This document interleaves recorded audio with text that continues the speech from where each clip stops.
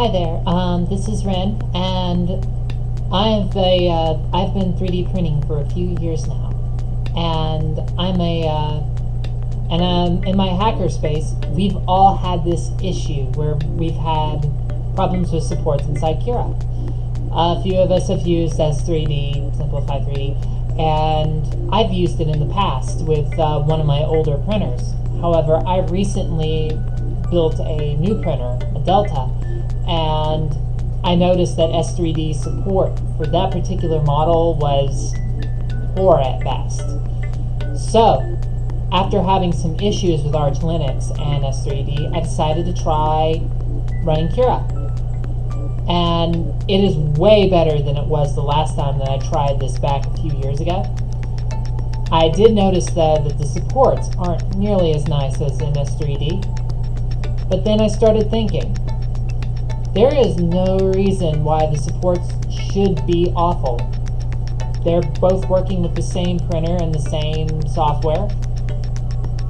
So I started looking around trying to figure out how to make supports not suck in Cura.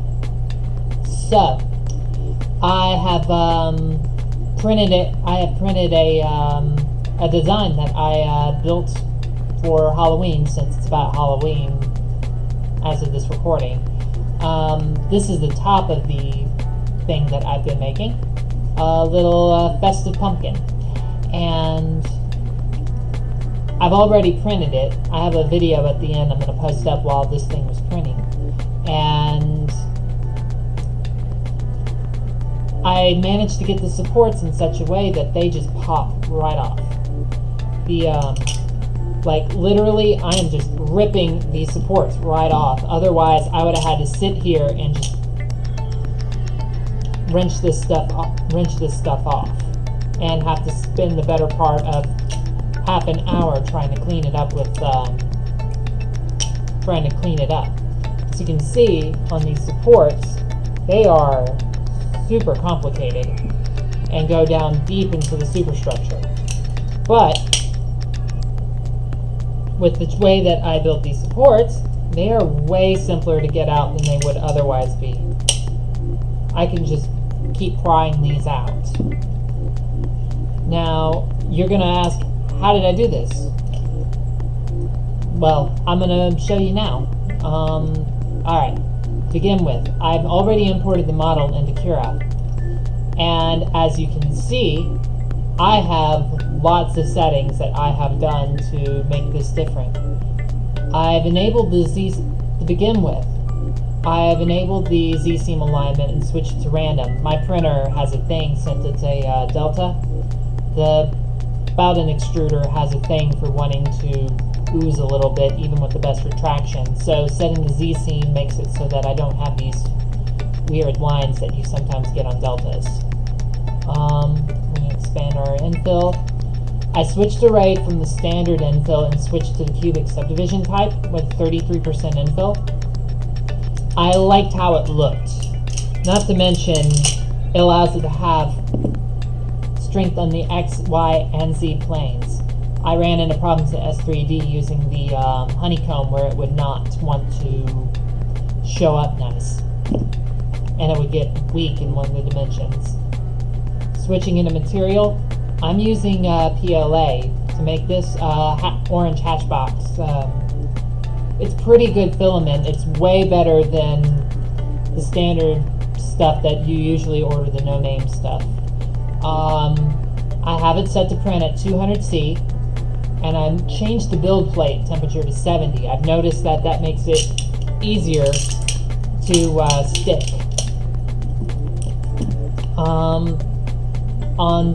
I've also have it set for to retract 5 millimeters with 40 millimeter retraction speed. This is the best setting that I have found for the Bowden extruder on my printer, Anycubic, the Anycubic Coastal Linear Plus, that I've made a lot of modifications to that I'll show off later. I also have set up so that it'll limit support retractions. As you can see, that keep certain retracts from happening, to keep stringing from happening on the support structure. I don't particularly care if the support structure looks ugly as long as it supports. Print speed, I have this thing dialed up pretty fast at 100 millimeters a second. However, to get around this problem, I found problems sticking to actually work consistently. I have it set for an initial layer speed of 25 millimeters per second. And on my bed preparation, I put down 3 or 4 coats of Elmer's glue stick, the purple school variety. I bought literally a case of this stuff, so if you're doing this, don't be shy. Use a lot of this stuff. Because if you put that layer down, use a glass plate. I use a borosilicate plate. I'll include a link below on where I got it from. If you do that and you use the the glue, you will make sure that everything sticks, and your first layer will actually stick properly. On skirt and brim speed, I set it to 25 millimeters as well, because that'll keep it from having the problem that I've seen where folks print their brims and skirts way too fast, and you end up with them not sticking at all and your priming gets messed up. I have it set for 5 slow layers. I also have jerk control enabled. That way I don't run into the problems that I get with Delta printers, and how if they do a sudden jerk you can get a little bit of rocking, especially since the way I have mine set up. I'm going to open the travel part. Only a few here. I've enabled avoid supports while traveling, just so that I don't run into this problem, because the standard behavior, sometimes it will hit the support and knock it loose or damage it, and we don't want that. We want the supports to be nice and good. Similarly, that's why I have it set to do a Z-hop on when retracted. Setting for a Z-hop on retraction makes it so that you can avoid the supports at all, and if you're running into a little bit of oozing, you won't end up getting trash on your supports or on your model itself. Just gonna make this smaller. Cooling. I have a cooling fan factory on this printer with a little modified cooling shroud on here. I have print cooling on, fan speed 100, standard PLA stuff. Support. Here's the thingy. Here is where we get interesting. I have the support set up to run support everywhere, both on the inside and the outside.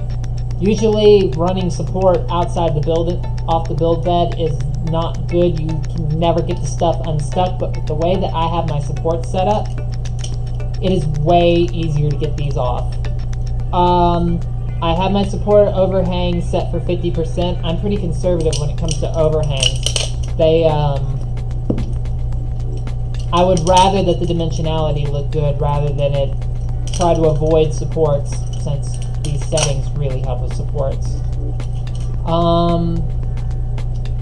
I have it set on zigzag supports, and I have an option enabled to connect the zigzags. I found that if you don't connect the zigzags, you can often run into a problem where you'll have your where the legs won't have very much support, and they'll just fall over, or they'll get wobbly, or they'll detach. Doing that gives your support some structural integrity. Makes them a little harder to tear off, but that's the way that this is set up. Once you can get them open, they'll oftentimes just cascade straight off. I have the support set for 15%. This is a standard thing. Depending on how your model goes, and if you're feeling particularly brave, you can up this. I've set it as far as 25% to 30%. Support horizontal expansion. This is actually a really important one. This sets it up so that your supports will expand a little bit and make it easier for them to fight into the support wall. which will make things easier for things to actually stick, especially when we have internal void sets. As you can tell right now, I'm about halfway through tearing this apart, and it's just coming right off.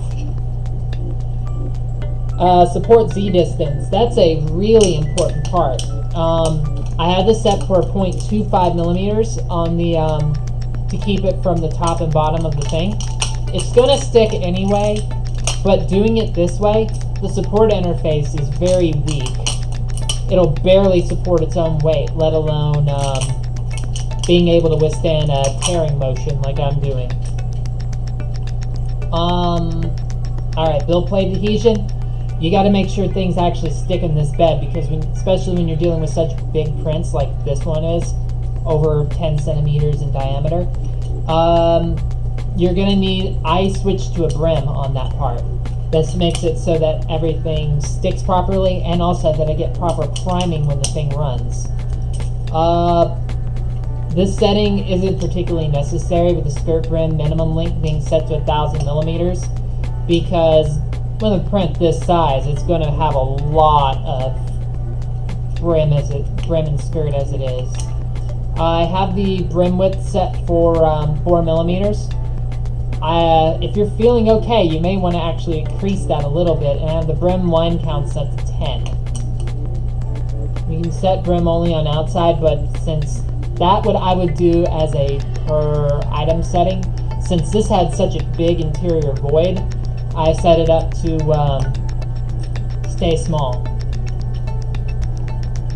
But yeah, you can also set a Z offset, but I don't find that necessary with PLA, since that's more of a pet G sort of thing. I'll be making another video for that later on. We don't have any experimental setups set up, so alright, let's go ahead and slice this so you can see what it actually did. We're going to slice it.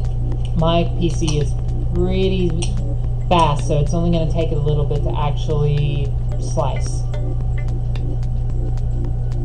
I'm going to let it slice real quick.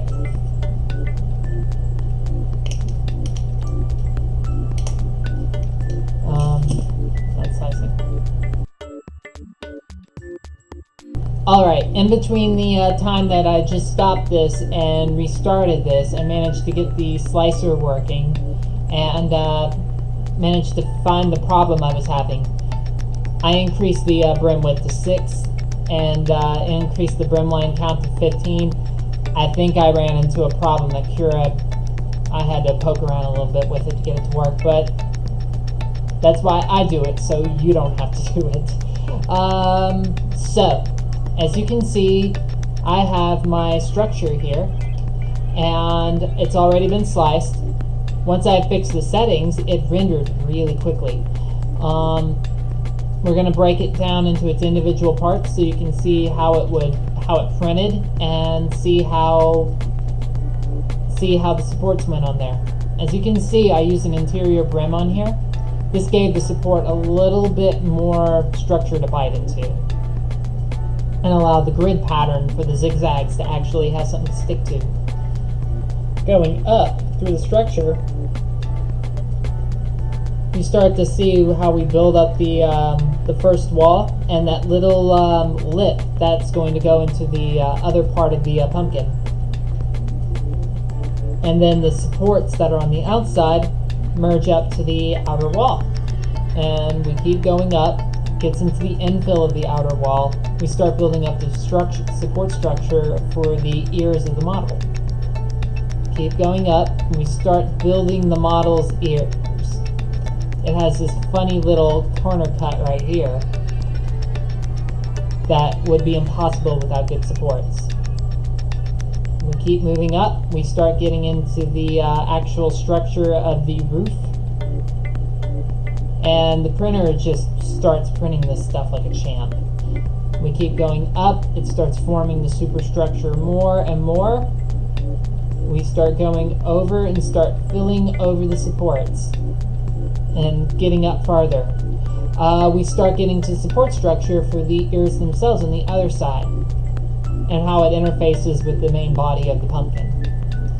We keep going up, just keep going up. The supports meet, and we just can continue printing, filling in the infill and getting the roof made, and the print completes. And once we got finished, we end up with this. Very little stringing. The supports just came right off. And I didn't have to chew them apart to get them to actually come off. Some of them just came straight off. These supports are, honestly, they feel just as good as S3D's supports, and I think it's because I'm reproducing everything that S3D was doing internally.